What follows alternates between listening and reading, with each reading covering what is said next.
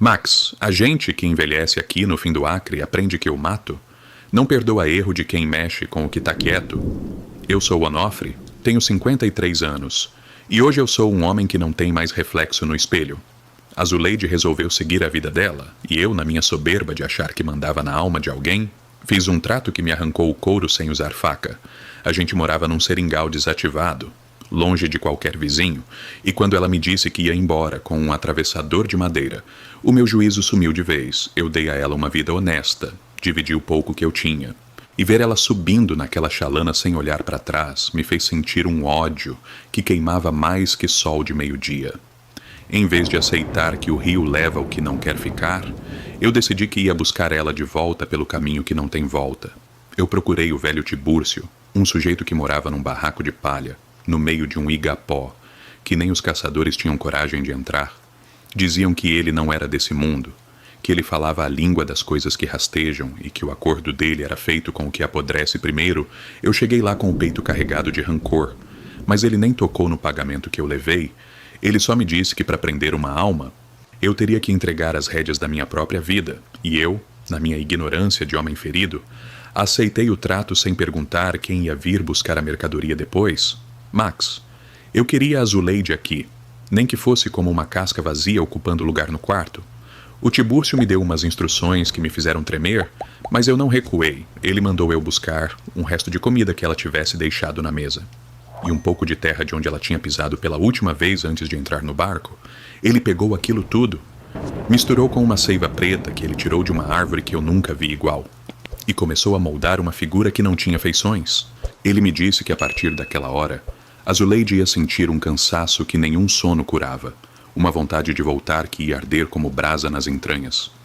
Ele apertou aquela massa preta com um pedaço de arame farpado enferrujado, e eu senti uma fisgada na minha própria perna no mesmo instante, como se o metal tivesse entrando na minha pele.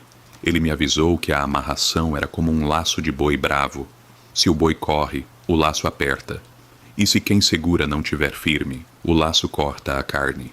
Eu achei que era só um jeito dele valorizar o serviço.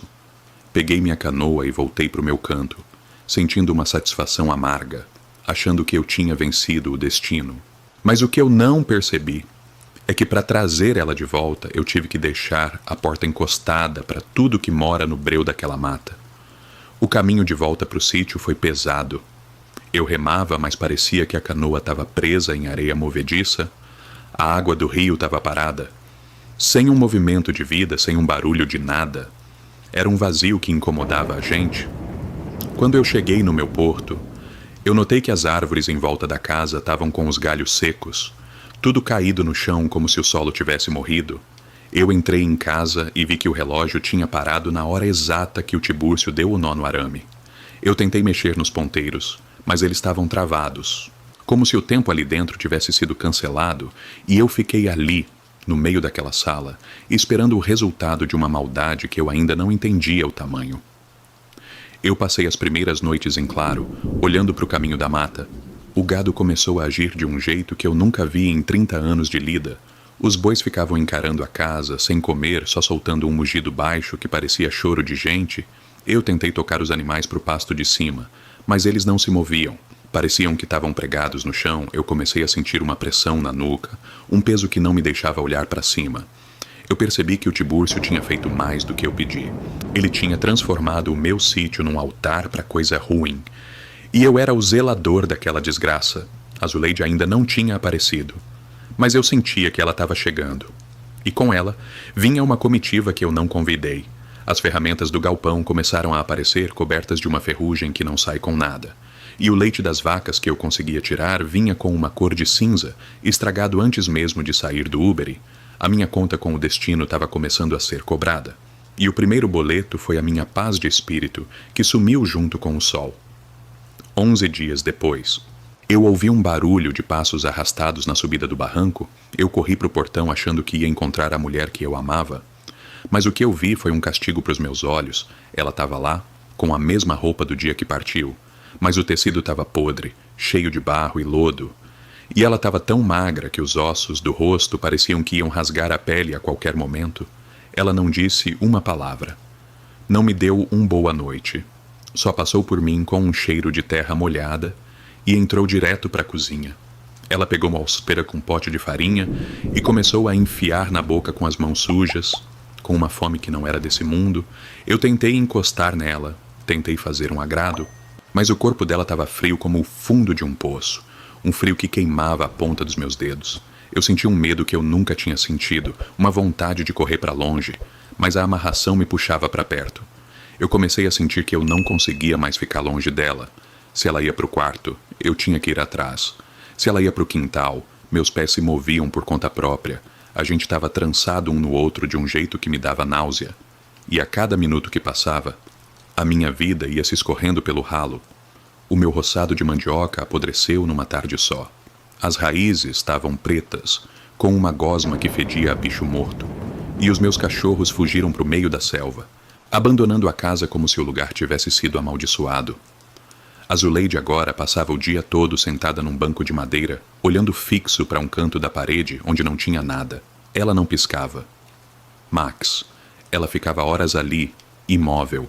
E eu comecei a notar que as feições dela estavam ficando endurecidas, como se ela estivesse virando um boneco de argila. E o pior de tudo é que eu comecei a ouvir vozes que não vinham de ninguém. Eram cochichos que saíam de debaixo do assoalho, dizendo que o contrato precisava de mais alimento, que a presença dela ali custava o meu sangue e que eu era o fiador dessa dívida eterna. Eu comecei a perder o movimento das mãos. Elas foram ficando tortas, como se o arame farpado que o Tibúrcio usou tivesse se enrolando nos meus nervos por dentro da pele. Eu tentava trabalhar, tentava consertar uma cerca para distrair a cabeça. Mas as mãos não obedeciam. As ferramentas caíam no chão e eu sentia uma dor que vinha do centro da coluna. O meu corpo estava falhando porque toda a minha força estava sendo sugada para manter aquele cadáver da Zuleide respirando. Eu percebi que ela era um parasita que estava me secando. E o olhar dela quando cruzava com o meu era puro ódio. Um ódio de quem foi arrancado do descanso para servir de brinquedo para homem egoísta. As noites ficaram um tormento, Max, porque eu não conseguia mais fechar os olhos de verdade. Toda vez que eu tentava cochilar, eu sentia um peso enorme em cima do meu peito. Uma pressão que me impedia de puxar o ar.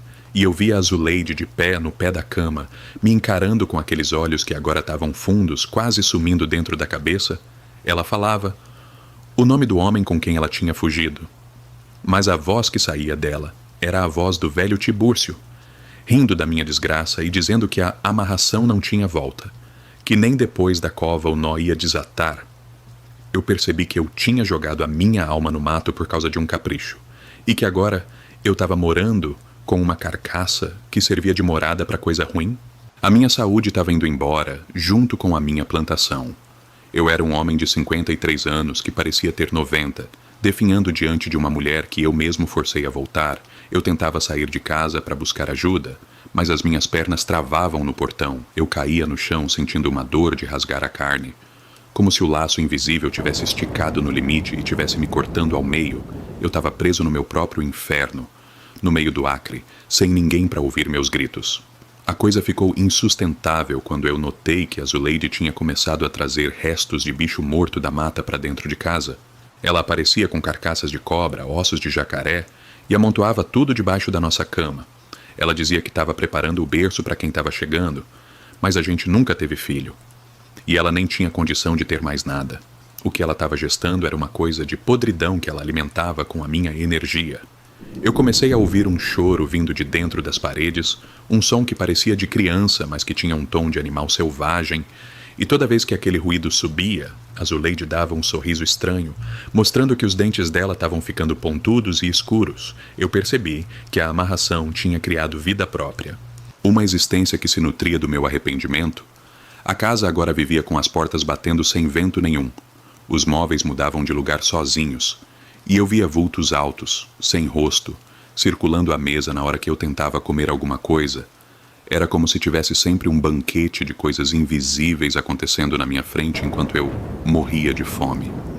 Eu tentei pegar a minha Bíblia para ver se achava uma saída, mas quando eu tocava na capa, o papel parecia que ia entrar em brasa, a minha mão ficava vermelha e eu não conseguia ler uma linha sequer. As letras embaralhavam e viravam desenhos de bichos rastejando. A proteção de cima já não alcançava mais aquele teto, porque eu tinha dado a chave da porta para o mal entrar. Primeiro, eu me senti o homem mais sozinho desse mundo. Max, um caboclo perdido no meio do nada, trancado com uma criatura que me queria morto e com entidades que estavam só esperando o meu último suspiro. Para levarem o que sobrou da minha dignidade, eu tentei pegar a espingarda para colocar um fim naquilo tudo.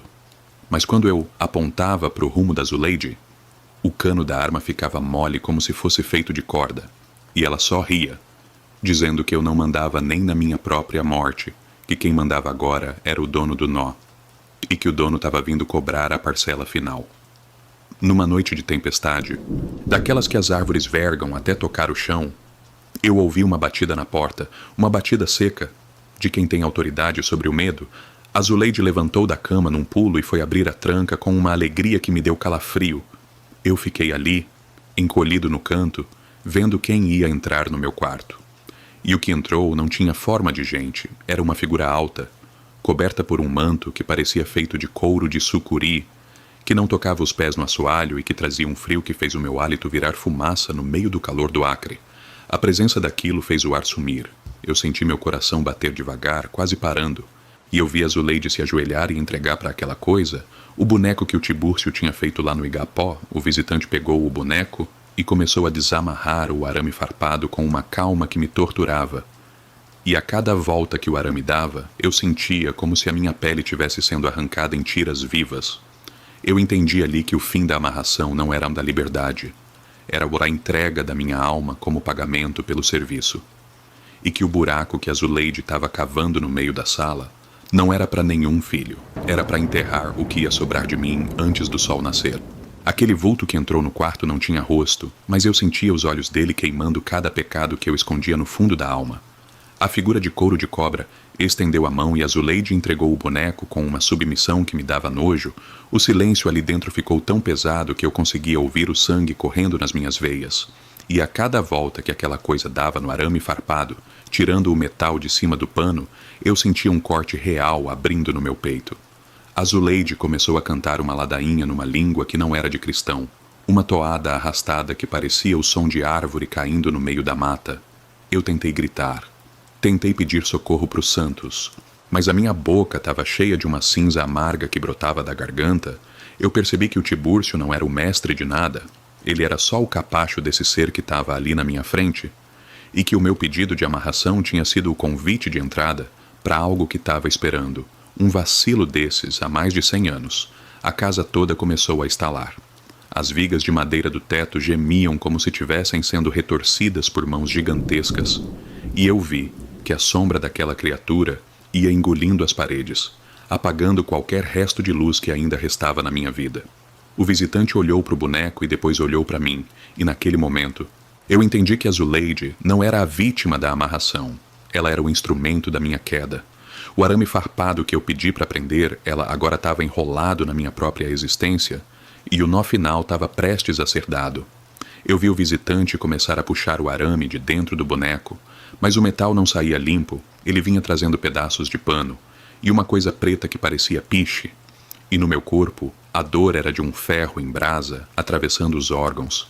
Eu caí de joelhos no chão da sala, bem na beira daquele buraco que a Zuleide tinha cavado, e lá de dentro começou a subir uma fumaça com cheiro de couro queimado e terra de cemitério. O visitante apontou para o buraco, e a Zuleide me pegou pelo braço. A força dela era tamanha que os dedos dela afundaram na minha carne como se fossem ganchos de aço. Ela me disse no ouvido, com aquela voz que parecia um enxame de abelha, que o tempo da espera tinha acabado, que o dono da terra queria o pagamento em carne e que eu tinha assinado o contrato com o meu próprio ódio. Eu olhei para o fundo daquele buraco, Max, e não vi terra. Eu vi um vazio infinito que parecia que estava sugando tudo que era sólido ao meu redor. A mesa, as cadeiras, as fotos da parede, tudo estava sendo atraído por aquela boca aberta no meio da minha casa, e eu era o prato principal daquele banquete macabro que eu mesmo organizei. O desespero tomou conta de mim. De um jeito que eu não desejo nem pro pior inimigo, eu vi a minha vida inteira passando diante dos meus olhos. Mas não era uma lembrança bonita, eram só os momentos que eu tive raiva, os momentos que eu fui mesquinho, as vezes que eu achei que era melhor que os outros. Eu percebi que o mal que eu invoquei só conseguiu entrar porque achou morada nessas coisas que eu guardava no peito, O visitante começou a enrolar o arame farpado no próprio braço, e conforme ele puxava, o meu corpo ia sendo arrastado para o limite do buraco. A Zuleide estava ali do lado, rindo com os dentes pretos, e ela começou a jogar as carcaças de bicho que ela tinha guardado em cima de mim, dizendo que aquele era o adubo para minha nova vida. Eu senti o frio daquela sombra me tocar e foi como se a minha alma tivesse sendo congelada e quebrada em 1000 pedaços. Eu não era mais o Onofre, o dono do sítio, eu era só uma dívida sendo quitada, no meio do nada do Acre. Eu tentei agarrar no pé da mesa para não cair na cova, mas a madeira apodreceu na minha mão e virou pó no mesmo segundo. Nada do que era meu tinha mais força contra aquela cobrança. O visitante deu o último puxão no arame e eu senti o meu coração parar por um instante. Uma dor que me fez ver tudo escuro, e quando eu achei que ia apagar de vez, eu ouvi a voz do Tibúrcio vindo lá do fundo da mata, dizendo que o serviço estava feito e que a amarração agora era eterna, mas no sentido de que eu nunca mais ia sair daquele lugar, nem vivo e nem morto. A Zuleide se inclinou sobre mim, o rosto dela estava quase colado no meu, e eu vi que os olhos dela estavam vazios, não tinha nada ali dentro. Era só um túnel escuro que levava para o mesmo lugar que o buraco na sala.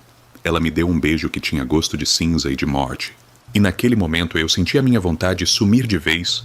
Eu não queria mais lutar, eu não queria mais fugir, eu só queria que a dor parasse, mesmo que para isso eu tivesse que ser tragado pela terra.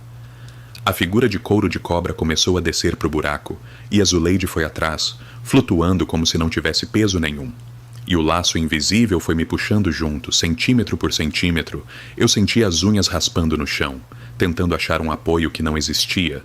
E a última coisa que eu vi da minha casa foi a luz da lua batendo no relógio parado na parede, marcando a hora da minha condenação. Eu entendi que a amarração amorosa é a maior mentira que o cão inventou para pegar homem otário, porque ninguém ama por obrigação. E o que volta por esse caminho não é a pessoa, é o castigo que ela traz pendurado nas costas. Max, se você está ouvindo isso, é porque alguém achou esse gravador jogado na beira do rio, perto de onde um dia foi a minha casa. Hoje não sobrou nada lá. O mato engoliu a madeira. O rio levou o que restou do curral. E quem passa por perto diz que sente um frio que não combina com o calor do norte. Eu não tô mais aí, pelo menos não desse jeito que você me conhece. Eu sou agora o que fica vigiando o buraco que nunca fechou. Eu sou o sussurro que o pessoal ouve quando a lua tá cheia e o vento sopra do lado do Igapó, a Zuleide. Ela sumiu no mundo, mas eu sei que ela carrega uma marca no pescoço, uma cicatriz de arame farpado que nunca vai fechar, para lembrar ela de que um dia ela foi presa por um homem que não soube perder. Mas o pior castigo ficou comigo. Max, eu tô aqui, no escuro, sentindo o arame apertar cada vez que alguém, em algum lugar do mundo, decide fazer uma amarração. Eu sinto a dor de cada nó que é dado, de cada alma que é vendida, por um capricho. Eu virei o guardião dessa corrente de desgraça. E eu te digo com a autoridade de quem não tem mais salvação. O preço de querer mandar no coração dos outros é virar escravo do próprio ódio pro resto da eternidade. Não procure o que tá quieto, não tente amarrar o que o destino soltou, porque o laço sempre volta pro pescoço de quem deu o primeiro nó. E aqui no fundo da terra, Max, o nó não desata nunca, ele só aperta até a gente esquecer quem um dia a gente foi. Deixe o que se foi seguir o rio. Porque o que volta por contrato vem para destruir a casa e levar o dono junto pro lugar de onde não se volta mais.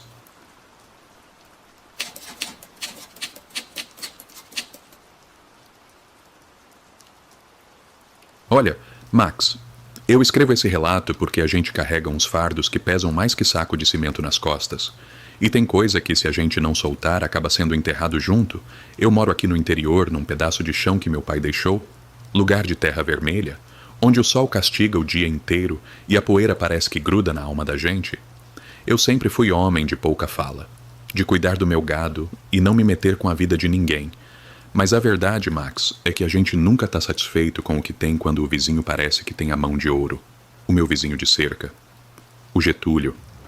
Era o tipo de sujeito que irritava pela sorte. A terra dele era igualzinha à minha, dividida por um arame farpado velho, mas parecia que no chão dele a água era mais doce. O pasto era mais verde, e o gado dele não pegava uma bicheira sequer. Enquanto eu perdia novilha mês sim, mês também, eu olhava pela janela de madrugada, via a luz da varanda dele acesa, ele lá, tomando um café com a mulher, rindo alto. E aquilo ia me roendo por dentro. Sabe, moço? A inveja não é uma coisa que chega de uma vez, ela vai entrando de mansinho, igual cupim em madeira, de lei. Quando você percebe, o seu coração já tá oco, só o pó. Eu comecei a achar que aquilo não era natural. Que o Getúlio devia ter algum segredo. Ou que ele estava sugando a sorte da minha terra. O pensamento ruim é igual praga em lavoura. Se você não corta logo, ele toma conta de tudo. E foi numa tarde de agosto, com aquele vento seco que levanta redemoinho na estrada, que eu decidi que ia dar um jeito de equilibrar o jogo. Eu não queria mais ver o sorriso daquela gente, eu queria que eles sentissem o gosto da terra seca que eu sentia todo dia na garganta. Eu já tinha ouvido falar de uma mulher que morava lá no pé da serra, num lugar que o povo nem gosta de dizer o nome. Chamavam ela de Dona Eudóxia. Diziam que ela não rezava para o mesmo Deus que a gente.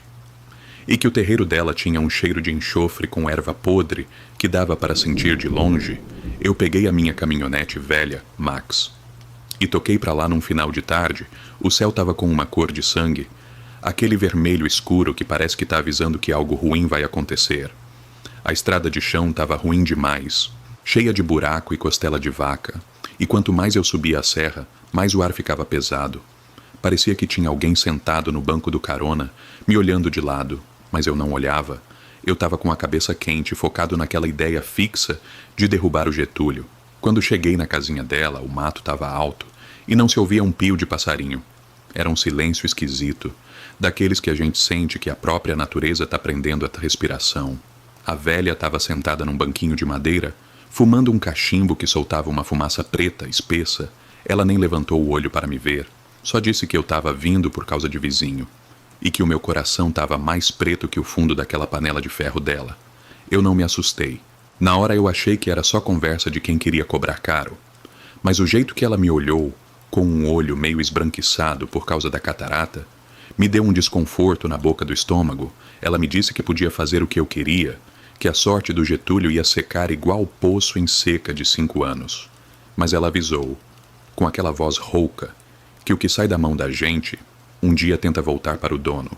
Eu, na minha teimosia de homem de 57 anos, achei que dava conta do recado, paguei o que ela pediu, um dinheiro que eu nem tinha sobrando.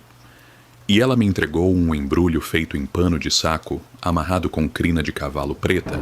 Disse que eu tinha que enterrar aquilo no limite da cerca, bem na hora que a lua estivesse no ponto mais alto, e que eu não devia olhar para trás em hipótese nenhuma. Voltei para casa sentindo um peso esquisito no banco de trás, onde deixei aquele embrulho. O cheiro que saía dali era de coisa morta. Mas não era bicho, era um cheiro de terra de cemitério, misturado com algo doce. Enjoativo. Eu esperei dar meia-noite. A minha mulher estava dormindo, o sono dela é pesado. E eu saí de fininho, com uma enxada na mão e o coração batendo na garganta. A noite estava clara. A lua estava tão grande que dava para ver as pedras no chão. Mas quando eu cheguei perto da cerca do Getúlio, uma nuvem passou na frente da lua e tudo ficou num breu só. Eu comecei a cavar, Max, e a terra parecia dura como pedra. Eu suava frio. O vento soprava nas árvores e o barulho das folhas parecia gente dando risada baixinho.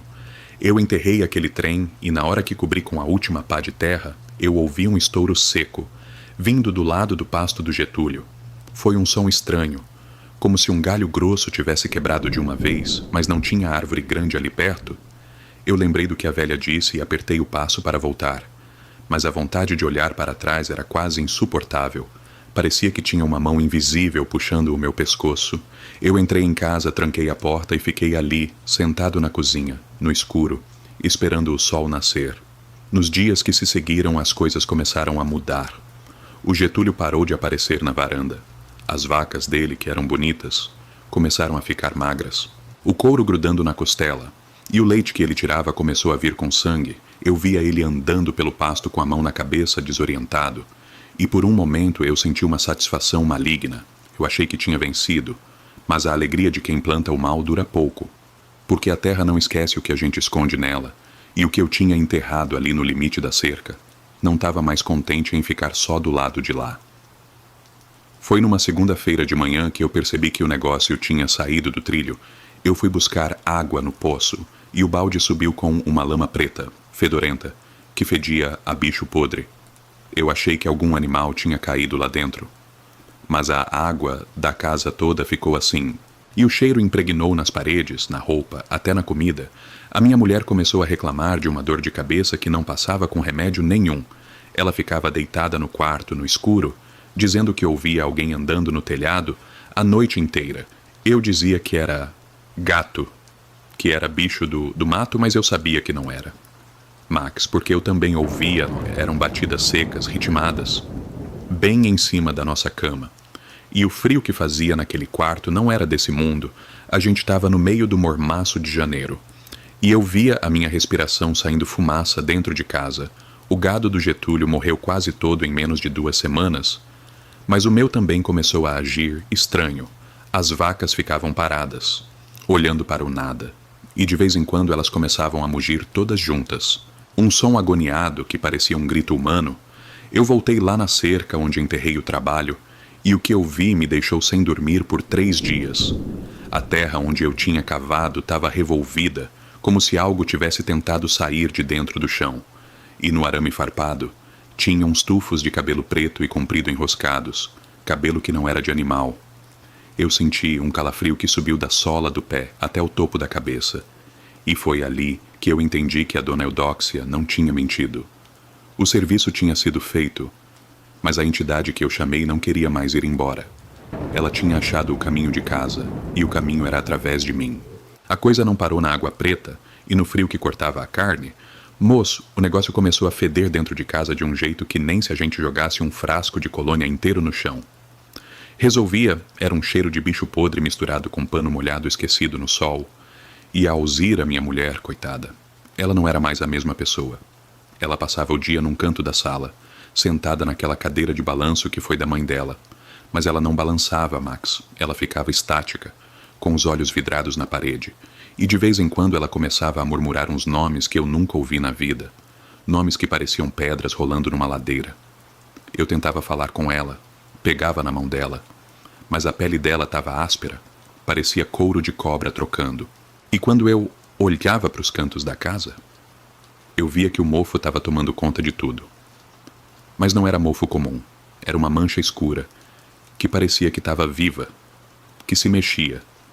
Se a gente encarasse por muito tempo, eu saía para o pasto para tentar fugir daquela agonia. Mas o cenário era de guerra, as minhas vacas estavam morrendo em pé. Elas ficavam paradas, de cabeça baixa. E quando eu chegava perto, elas nem se mexiam. Eu via os urubus rodeando, mas nem os bichos queriam comer aquela carne. Eles desciam, cheiravam e saíam voando com um grito esquisito. Eu estava perdendo tudo, o dinheiro que eu tinha guardado embaixo do colchão sumiu. As notas viraram cinza, como se tivessem passado por um incêndio que não deu chama. Eu estava no bico do corvo, moço, e a culpa era aquela maldita inveja que tinha me cegado. Eu olhava para o lado do Getúlio e via que ele estava pior. A casa dele estava caindo aos pedaços. O mato tinha tomado conta da varanda em poucos dias. E eu ouvia os gritos dele de madrugada. Uns gritos que não pareciam de dor física. Era grito de quem estava vendo a alma ser mastigada. Mas o pior é que quanto mais ele sofria lá, mais eu sentia um aperto no meu próprio peito. Como se a gente tivesse amarrado um no outro por um cordão invisível e sujo. Eu percebi que o trabalho que eu fiz para ele estava se alimentando de nós dois ao mesmo tempo, e a conta estava sendo cobrada em dobro na minha porta. Eu não aguentei mais ver a Alzira daquele jeito. Ela começou a perder o cabelo, e o cabelo que caía da cabeça dela era igualzinho àqueles tufos pretos que eu achei no arame farpado. Eu peguei a caminhonete que já estava falhando, soltando uma fumaça branca com cheiro de queimado, e toquei de volta para a casa da dona Eudóxia. Eu precisava que ela desfizesse aquela maldição. Nem que eu tivesse que entregar a minha alma no lugar da dela. A subida da serra pareceu que durou uma eternidade. O motor roncava, as rodas deslizavam no barro mesmo sem ter chovido, e aquela sensação de ter alguém no banco de trás estava tão forte que eu cheguei a olhar no retrovisor. E por um segundo, Max, eu juro que vi 2 olhos brilhando no escuro da cabine, uns olhos amarelos, sem pálpebra, que me encaravam com um deboche que me fez suar o volante inteiro. Quando cheguei na casa da velha, o mato estava ainda mais alto, e a porta estava escancarada. Eu entrei chamando por ela, com a voz tremendo, o coração parecendo que ia sair pela boca, e encontrei ela deitada num catre de palha, no fundo da casa. Ela estava magra, só o osso e a pele, e o cheiro ali dentro estava insuportável. Ela deu uma risada que parecia um engasgo e me disse que eu era um tolo, que o que eu tinha plantado na terra não era uma semente que se arrancava com a mão. Ela disse que o trabalho que eu pedi não era um favor, era um convite, e que a entidade que eu chamei não ia embora enquanto não terminasse de comer a mesa toda. Ela me disse que o Getúlio era só o prato de entrada, mas que o prato principal sempre foi quem teve a maldade de acender o pavio. Eu me ajoelhei. No chão sujo, chorei. Pedi pelo amor de Deus, mas ela só apontou para a porta e disse que a única coisa que eu podia fazer era esperar o fim, porque o que eu tinha feito não tinha volta. O sangue já tinha sido aceito, e a terra já tinha provado do gosto da vingança. Eu saí de lá desorientado. A caminhonete nem ligou mais. Eu tive que voltar a pé no meio daquela escuridão de serra, ouvindo coisas rastejando no mato. Toda vez que eu parava para respirar, eu ouvia um estalo no meio das árvores, como se algo muito pesado tivesse me acompanhando, mantendo a distância só por puro prazer de me ver sofrer pelo caminho. Quando eu finalmente cheguei na minha porteira, já era quase madrugada. O silêncio do lugar estava tão pesado que eu sentia meus ouvidos latejando. Eu entrei em casa e a luz da sala estava apagada. Mas eu vi um vulto sentado na mesa da cozinha. Eu achei que era a Alzira. Cheguei perto devagar, falando baixo para não assustar. Mas quando a luz da lua bateu na mesa, eu vi que não era ela. Era uma coisa que vestia as roupas dela. Mas o corpo era desproporcional. Os braços eram longos demais, as mãos estavam cheias de terra. E aquela criatura estava comendo... Max. Ela estava comendo o resto de uma carne crua que tinha ficado em cima do balcão. O barulho dos ossos quebrando entre os dentes daquela coisa era como se tivessem quebrando galhos secos dentro do meu ouvido. Eu travei. Não conseguia dar um passo. E foi aí que a coisa virou o pescoço para me olhar. Mas ela virou o pescoço de um jeito que nenhum ser vivo conseguiria. Deu uma volta completa, e o rosto que estava ali não tinha traço nenhum. Era só uma massa de carne escura com aquela boca cheia de dentes finos. Eu dei um grito que rasgou a minha garganta, e corri para o quarto onde a Alzira ficava. Eu bati a porta e encostei o armário nela. Eu estava desesperado, chamando pela minha mulher. E eu ouvi a voz dela vindo debaixo da cama. Mas não era a voz dela normal. Era uma voz que parecia que estava saindo do fundo de um poço, abafada, dizendo que eu tinha deixado o mal entrar, que eu tinha aberto a porta para algo que nunca mais ia sair. Eu me encolhi no canto, abraçado com as minhas pernas, e comecei a rezar tudo o que eu sabia, mas as palavras pareciam que perdiam o sentido, que apodreciam antes de sair da minha boca. As batidas na porta começaram, devagar. 1, 2, 3. E a cada batida eu senti um pedaço da minha vida se esvaindo. As lembranças da minha infância, os momentos bons com a Alzira, tudo ia ficando cinza, tudo ia sumindo, até que só sobrou o medo. O medo puro e seco, que dava um gosto de ferrugem na boca. O armário que eu tinha colocado na porta começou a se mexer sozinho, como se o chão tivesse virado gelo. A porta não foi derrubada. Ela simplesmente começou a se desfazer, a madeira foi virando pó, caindo como se tivesse sido devorada por cupins invisíveis em questão de segundos. E quando a barreira sumiu, a luz da lua entrou no quarto e eu vi o que eu realmente tinha perdido. A Alzira não estava debaixo da cama. O que estava ali era só uma casca, um corpo vazio. A alma dela tinha sido levada no lugar da minha. Como pagamento pelo ódio que eu alimentei contra o Getúlio, eu vi a sombra daquela criatura se projetar na parede. E ela não era um monstro de outro mundo, moço. A sombra tinha a minha forma, os meus gestos, a minha estatura. Foi ali que a ficha caiu com o peso de uma montanha. O monstro não veio da serra. O monstro não veio da Dona Eudóxia. Ele saiu de dentro de mim. Daquela vontade de ver o outro se dar mal para eu me sentir melhor. A entidade era a minha própria inveja que tomou corpo e decidiu que a casa era pequena demais para nós dois. Eu vi a Alzira dar o último suspiro, e os olhos dela, que eram tão bonitos, ficaram brancos como os da velha. Ela morreu sem nem saber por que estava sofrendo, pagando por um erro que eu cometi no silêncio do meu pensamento. Eu tentei segurar ela, gritei por socorro, mas a minha voz não saía, eu estava mudo. E o frio que estava no quarto se concentrou todo no meu peito, me deixando sem ar. Eu vi a minha sorte, a minha família e o meu sustento se transformarem em fumaça na minha frente. E a última coisa que eu ouvi antes de apagar foi uma risada baixa, vindo da varanda, a risada do Getúlio, que tinha ficado louco, mas que agora estava rindo de mim porque ele não tinha mais nada a perder. E eu tinha acabado de descobrir que o nada é um lugar muito grande para se morar sozinho. Hoje eu vivo aqui, Max, nessa casa que cheira de a terra úmida, onde o sol parece que nunca mais entrou. O povo da cidade diz que eu fiquei transtornado depois que a Alzira se foi. Dizem que eu falo sozinho e que eu cuido de um pasto que só tem carniça e osso. O Getúlio foi embora.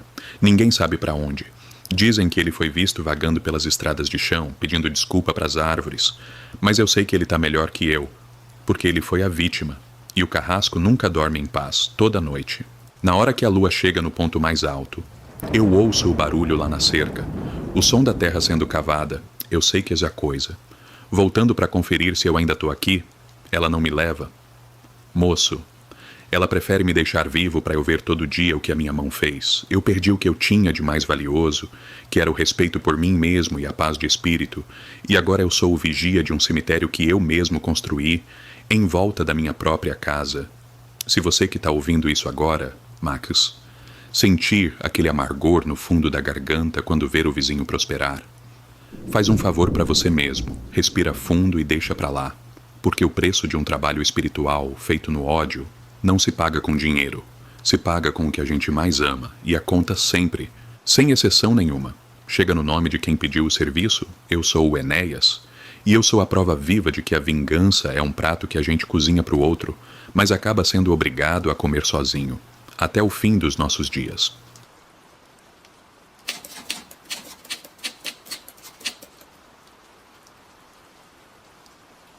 Eu demorei muito para criar coragem de te escrever, então hoje eu resolvi botar a loucura para fora, porque o que aconteceu lá no sítio da minha família não é história de pescador nem conversa de compadre, é a prova viva de que o mundo gira, mas ele gira cobrando um preço que ninguém tá pronto para pagar, viu? Meu nome é Valdemir, tenho 63 anos, mas naquela época eu era um rapaz forte, trabalhava na lida do gado e achava que a vida se resolvia no braço. Só que a gente esquece que tem força que não vem do músculo. Vem de lugar ruim, de pensamento que a gente cultiva no escuro do coração. E tudo começou por causa de uma briga de cerca, uma bobagem de palmo de terra que meu pai, o finado Juvencio, cismou que o vizinho, o seu Altamiro, estava roubando da gente. O seu Altamiro era um homem de pouca fala, mas de um olhar que parecia que estava sempre medindo a gente. E a briga foi crescendo, foi virando um ódio que não cabia mais na porteira. Até que minha mãe, a dona Eudóxia, que sempre foi uma mulher de muita reza, mas de um gênio que ninguém dobrava, resolveu que ia dar um fim naquilo. Só que ela não foi pedir ajuda para santo nenhum. Max, ela pegou o caminho da mata. Aquele caminho que ninguém gostava de passar nem de dia, para procurar uma tal de Dona Zumira, que o povo dizia que fazia e desfazia coisa que até o cão duvidava. A gente não sabia de nada no começo, só via minha mãe saindo escondida, voltando com um cheiro de fumo de corda e erva brava impregnado na saia, e o clima lá em casa foi mudando, o ar foi ficando pesado, como se tivesse uma tempestade querendo cair, mas que nunca descia. E eu lembro que meu pai começou a emagrecer, a comida não parava no estômago, e ele dizia que ouvia o barulho da cerca sendo batida toda noite. Mas quando eu saía com o lampião, não tinha viva alma lá fora. Era só o vento batendo no milharal. Então Max, o seu Altamiro, que era o nosso vizinho, começou a definhar também, mas de um jeito diferente. As vacas dele, que eram o orgulho da região, começaram a parir bicho morto, bicho todo torto que dava até medo de olhar. E o homem foi perdendo o brilho no olho, foi ficando curvado, como se estivesse carregando um saco de cimento nas costas o tempo todo. E minha mãe, em vez de ficar com pena, ela sorria de um jeito que eu nunca tinha visto. Um sorriso que não chegava nos olhos, era só um repuxo de boca frio, que dava um arrepio na espinha da gente. Eu via ela mexendo numas coisas atrás do fogão de lenha, uns embrulhos de pano preto, uns vidros com uns líquidos que pareciam lama, e ela não deixava ninguém encostar. Dizia que era remédio para asma, mas o cheiro que saía dali era cheiro de coisa guardada, cheiro de lugar que não pega sol. E eu comecei a perceber que a justiça que ela estava buscando não tinha nada de divina, era uma conta que ela estava abrindo. num banco que cobra juros de sangue, uai. E o pior é que a gente sentia que o mal estava sendo feito. Mas a gente se calava porque a terra era importante demais para nós. Foi numa noite de lua nova que eu vi minha mãe saindo com uma enxada na mão e um cadeado grande, daqueles antigos de ferro batido. E eu, curioso que só, fui seguindo ela por entre os pés de café, tentando não fazer barulho, e vi quando ela parou, bem no marco da divisa das terras, ela cavou um buraco fundo. Mas fundo mesmo. E enquanto ela cavava, ela falava uns nomes que eu não conhecia. Falava com uma voz que parecia que tinha outra pessoa falando junto com ela. Uma voz grossa, cansada, que não era dela. Ela pegou o cadeado, passou uma fita vermelha nele, trancou com força e jogou a chave dentro do buraco primeiro. Depois jogou o cadeado e começou a cobrir tudo, batendo com a enxada para a terra ficar bem firme. E quando ela terminou, ela olhou direto para onde eu estava escondido. Eu senti que ela me viu, mas ela não disse nada. Só deu aquela risadinha curta e voltou para casa. E naquela noite, o seu Altamiro teve um troço. Caiu da cama gritando que a perna dele estava pegando fogo. E a perna do homem começou a apodrecer sem ferida nenhuma. Os médicos da cidade não entendiam, diziam que era circulação. Mas a gente sabia que era o cadeado trancando a vida dele. A gente via o sofrimento do homem e, no fundo, dava uma satisfação maldosa, porque a cerca agora estava no lugar que meu pai queria e ninguém mais ousava contestar nada. Só que a gente esquece que quando você joga lama no ventilador, você se suja primeiro. E o ambiente na nossa cozinha ficou tão ruim que até as moscas morriam quando entravam lá. O café tinha gosto de terra, o pão não crescia, e eu comecei a ver uns vultos passando no corredor de noite. Uns vultos baixinhos que pareciam crianças, mas que tinham o rosto todo enrugado, como se fossem velhos num corpo de menino. O tempo passou, o seu Altamiro acabou vendendo o que sobrou das terras dele por preço de banana e foi embora para a capital. Dizem que morreu num hospital de caridade pouco tempo depois, sozinho e sem nada. E a gente achou que tinha vencido, que a vingança estava completa e que agora era só aproveitar a fartura, mas é aí que mora o perigo. Porque o que a gente pede pro escuro, o escuro entrega. Mas ele vem buscar o pagamento na hora que você está mais descuidado, na hora que você acha que está protegido dentro da sua própria casa. Minha mãe começou a ficar esquisita, ela não saía mais do quarto, dizia que as juntas dela estavam travadas, que ela se sentia amarrada por uma corrente invisível, e o corpo dela foi ficando igual ao do cadeado que ela enterrou. Foi ficando rígido, a pele foi ficando escura, com umas manchas que pareciam ferrugem, e meu pai, que devia ser o esteio da casa, começou a beber demais. Perdia as noites no bar da vila e voltava dizendo que tinha alguém seguindo ele pela estrada. Alguém que não tinha pé e que vinha flutuando por cima do capim. Um dia, eu cheguei do trabalho e encontrei todos os cachorros do sítio mortos, Max, todos eles alinhados na porta da cozinha, sem nenhuma marca de sangue, mas com os olhos abertos e esbugalhados, como se tivessem visto a coisa mais feia do mundo antes de partir.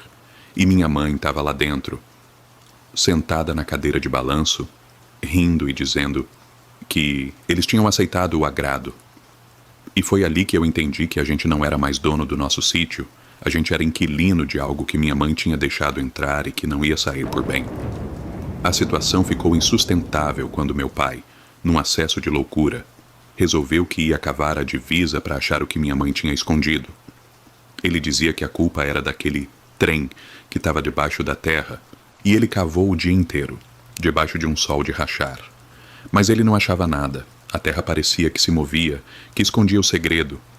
E quando a noite caiu, ele não voltou para casa. Eu saí com meu irmão mais novo, o Célio, que na época tinha seus 57 anos já, e a gente achou meu pai caído dentro do buraco que ele mesmo cavou.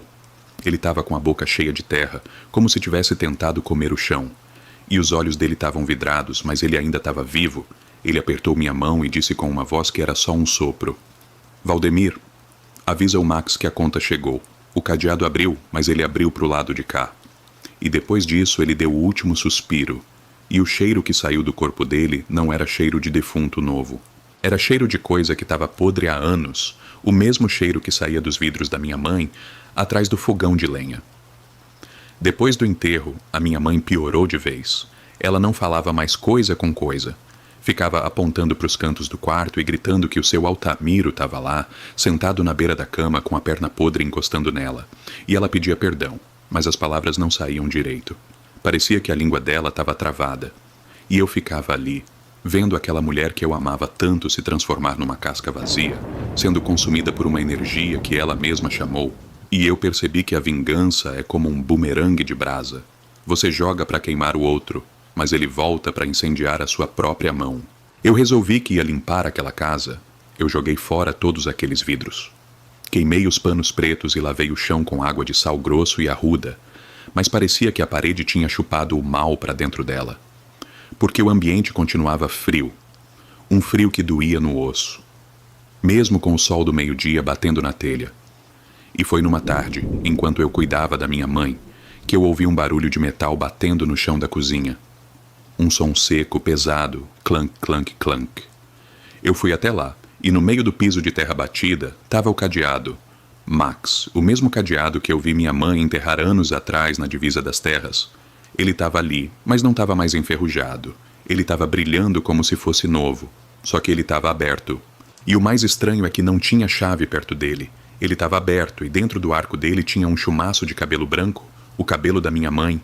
Eu peguei aquele objeto e ele estava quente, queimando como se tivesse saído de dentro de uma fornalha. E naquele exato momento, eu ouvi o grito final da minha mãe no quarto. Eu corri para lá, mas já era tarde. Ela estava esticada na cama com as mãos agarradas no pescoço, como se estivesse se sufocando. E o rosto dela estava roxo, mas o que me deixou sem dormir por meses foi que em volta do pescoço dela tinha uma marca funda, uma marca de corrente, como se alguém tivesse apertado um elo de ferro ali com toda a força do mundo. E no criado mudo apareceu um rastro de terra molhada, terra de cemitério, que levava da cama até a janela, mesmo com tudo trancado por dentro. O que eu aprendi da pior forma possível é que não existe vingança sem preço. A gente acha que está fazendo justiça, que está dando o troco em quem nos prejudicou, mas o mundo espiritual não entende essas nossas picuinhas de terra e dinheiro. Ele só entende o equilíbrio, e se você tira a paz de alguém usando o caminho do mal, você entrega a sua própria paz como garantia. Hoje eu moro sozinho. Vendi o sítio porque não tinha condições de ficar lá. O comprador disse que até hoje nada cresce naquele pedaço de chão onde minha mãe cavou o buraco. A terra ficou morta, salgada pelo ódio. Eu vejo muita gente hoje em dia querendo fazer amarração, querendo fazer trabalho para derrubar o outro. E eu sinto uma pena profunda porque eles não sabem o que estão chamando para dentro de casa. Eles não sabem que o trabalho sempre volta para quem pediu e ele volta com uma fome que não se sacia com vela nem com bicho. Ele quer a alma, ele quer o sossego da família toda. E eu te conto isso para que o povo que assiste seu canal pense 2 vezes antes de guardar rancor no peito. Porque o cadeado que você tranca para prender o seu inimigo acaba virando a cela da sua própria existência. Eu ainda sinto de vez em quando aquele cheiro de fumo de corda quando passo por algum lugar escuro. E eu sei que é um lembrete, um aviso de que a dívida foi paga. Mas as cicatrizes ficam ali, para a gente nunca esquecer que com o invisível não se brinca. E que a justiça de Deus pode tardar aos nossos olhos, mas a lei do retorno é um relógio que nunca atrasa 1 segundo sequer. Viu? Agora eu sigo aqui, rezando pela alma dos meus pais e tentando levar uma vida simples, longe de qualquer sentimento que possa me levar de volta para aquele buraco na divisa das terras. E esse foi o meu relato, Max. Atenciosamente, Valdemir. E esse foi os relatos de hoje, pessoal. Histórias pesadas que mostram que a vingança pode até parecer uma solução rápida, mas o custo dela é eterno. E vocês? O que acharam dos relatos? Já viram alguém que buscou esse tipo de ajuda e acabou se dando mal? Ou vocês acreditam que existem benzedeiras que conseguem realmente limpar esse tipo de maldade, sem que o retorno seja tão drástico assim? Contem aqui nos comentários. Eu quero muito saber a opinião de vocês. Porque esse é um assunto que sempre gera muito debate, principalmente entre quem conhece as coisas do interior. Não esquece de deixar o seu gostei se você chegou até aqui. Isso ajuda muito o canal a continuar trazendo esses relatos reais para vocês. Hypa esse vídeo, compartilha com quem adora ouvir uma boa história de terror, garanto que vão gostar. Caso queira presentear alguém ou você mesma, eu deixei aí no canto da tela ou aqui embaixo na descrição o Diário de Haas. Dá uma olhada. Garanto que vão amar Eu tenho o meu e vou te falar. É maravilhoso. Bom, um grande abraço do seu amigo Max e até o próximo conto do Max. Ah, e não se esqueça, tranquem bem as portas.